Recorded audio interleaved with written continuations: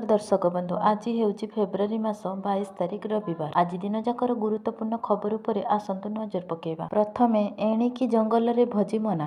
ग्रीष्म ऋतु रे जंगल निया रखिबाकू अनुगुल उपजिल्लापालଙ୍କ पक्षरु एक बड़ पदक्षेप निया जायछि। ए नेई उपजिल्लापाल पक्षरु शनिवार एक कटकणा जारी करा जायछि। जारी कटकणा रे अनुगुल अधीन जंगल रे बण भोजी किंबा सामाजिक समावेश करिबाकू संपूर्ण बारण करा जायछि। एही कटकणा मार्च 1 तारिखରୁ आरंभ होई मौसुमी आसिबा जाए कटकणा बलवत्तर रहिबो बोली उपजिल्लापालଙ୍କ पक्षरु जारी कटकणारे जनसाधारणଙ୍କୁ अवगत करा जायछि। एपरिकी संरक्षण निषिद्धांचल एवं ग्राम्य जंगलକୁ दहनशील सामग्री नेबाकू मध्य बारण करा जायछि।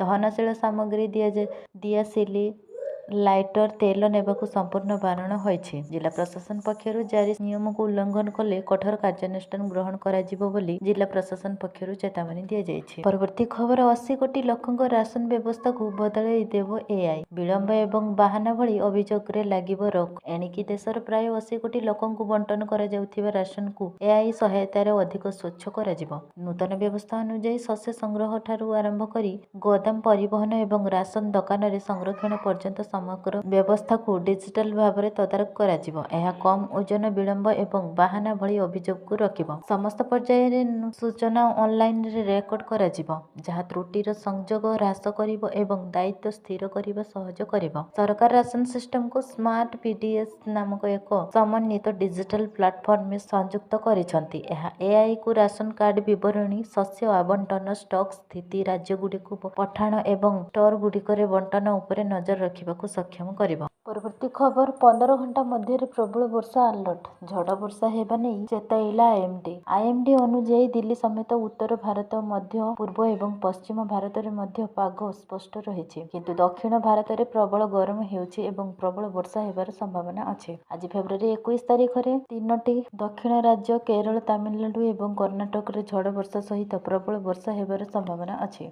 30-40 किलोमीटर बेगरे पवन बहिबा मध्य संभव। केरलर माहे एवं तमिलनाडुर चेन्नई पाई प्रबलरु अति प्रबल वर्षा सतर्क करा जायछि। आईएमडी अनुଯାयी गतकाली राति रे सक्रिय होइथिबा एक पश्चिम वायु हिमालय अंचल को प्रभावित करिवो। एहा जोगु समतल अंचल रे वर्षा एवं फेब्रुआरी 22, 23 एवं 24 तारिख रे जम्मू काश्मीर, हिमाचल प्रदेश एवं उत्तराखंड रो पर्वतमाला रे तुषारपात हेबार संभावना अछि। आज फेब्रुआरी 22 तारिख रे दक्षिण तमिलनाडु एवं दक्षिण केरल रो अति अंचल रे प्रबल वर्षा हेबार संभावना अछि। परवर्ती खबर एआई आसिले भी मनीषर स्थान नहीं पारिबनी मेसिन। डिस्को अधिकारी कहिले केमिति परिवर्तन हेबो नियुक्ति सुजोग। कॉर्पोरेट जगत एवं साधारण लोकଙ୍କ मध्य कृत्रिम बुद्धिमत्तार द्रुत वर्धित व्यवहार मध्य मेसिन गुड़िक मनीष को बदलाइबे बोली बढ़ुथिबा भय रहिछि। सिस्कर सभापति एवं मुख्य उत्पाद अधिकारी जीतू पटेल एही चिंता गुड़िक संपूर्ण भाବରେ खारिज करिसंती। से विश्वास करंती जे एआई मनीष को अनावश्यक करिबो नाही, बरम एहा मानव संभावना एवं मूल्य को वृद्धि करिबो। पटेल को अनुसार जेतेबेले मानव बुझाबणा एवं निष्पत्ति ग्रहण एआई ऑटोमेशन सहित मिश्रित हुए सेतेबेले प्रकृत सफलता हासिल हुए। से स्पष्ट करिथिले जे चैटबॉट ठारू स्वयं शासित एजेंट